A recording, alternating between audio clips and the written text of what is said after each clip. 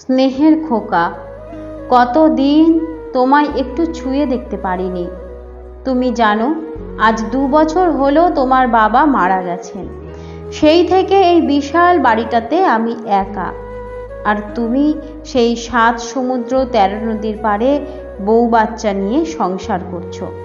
জানি তুমি চাকরি সূত্রেই ওখানে থাকো, আমাকে টাকা পয়সাও পাঠাও, কিন্তু আমি তো তোমার কাছে টাকা পয়সা চাইনি।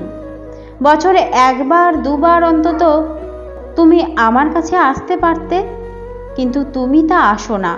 তুমি কিছু টাকা পয়সা দিয়েই তোমার দায়িত্ব কর্তব্য শেষ করতে চাও।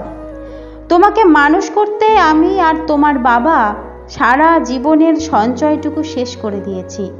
তুমি কি করে একটু ভালো থাকবে, তোমার মুখে কি করে হাসি ফোটাবো, সেই নিয়েই আমাদের দুজনের জীবনের মূল্যবান সময়টুকু তোমার জন্য ব্যয় করেছি। আর আজ তুমি সেসব কথা ভুলেই গেছো। তোমার বাবা মারা যাওয়ার পরও তুমি এসে একটি বার আমার পাশে দাঁড়াওনি। কিছু টাকা দিয়েই দায়িত্ব শেষ করেছো। একটা ফোন করতেও তোমার খুব অসুবিধে হয়। তোমার সন্তান হয়েছে, একদিন হয়তো তুমি বুঝবে সন্তানের পয়সার থেকে সন্তানের অস্তিত্ব বাবা মার কাছে অনেক দামি। আর কথা বাড়াবো না। বারবার বারণ করা সত্ত্বেও তুমি কিছু টাকা আমাকে নিয়ম করে পাঠিয়ে তোমার দায়িত্ব পালন করছো। আমার তো কোনো অভাব নেই। তোমার বাবা যা রেখে গেছেন তাই দিয়ে আমার জীবন ভালোই কেটে যাবে। যাকগে, প্রয়োজনীয় কথাটা লিখি। আমি একা থাকতে পারছি না, তাই আমি এই বাড়ি বিক্রি করে বৃদ্ধাশ্রমে চললাম। তোমাকে আর বিরক্ত করব না। এই আমার শেষ চিঠি।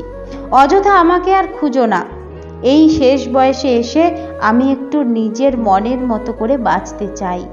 তুমি ছাড়াও আমাকে আমার বন্ধুবান্ধব আত্মীয় স্বজনরা খুব ভালোবাসে ও তারা আমার যত্ন নেয়। আমি তো তাদের ভরসাতেই আছি।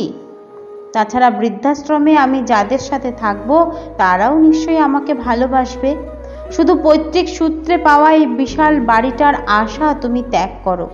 খুব সাধারণভাবে জীবন কাটিয়ে যেটুকু সঞ্চয় করেছি, আর এই বাড়িটা বিক্রি করে বৃদ্ধাশ্রমের খরচ বাদে যেটুকু অর্থ থাকবে, সেই অর্থ আমি কোনো অনাথ আশ্রমে দান করে দিয়ে যাব।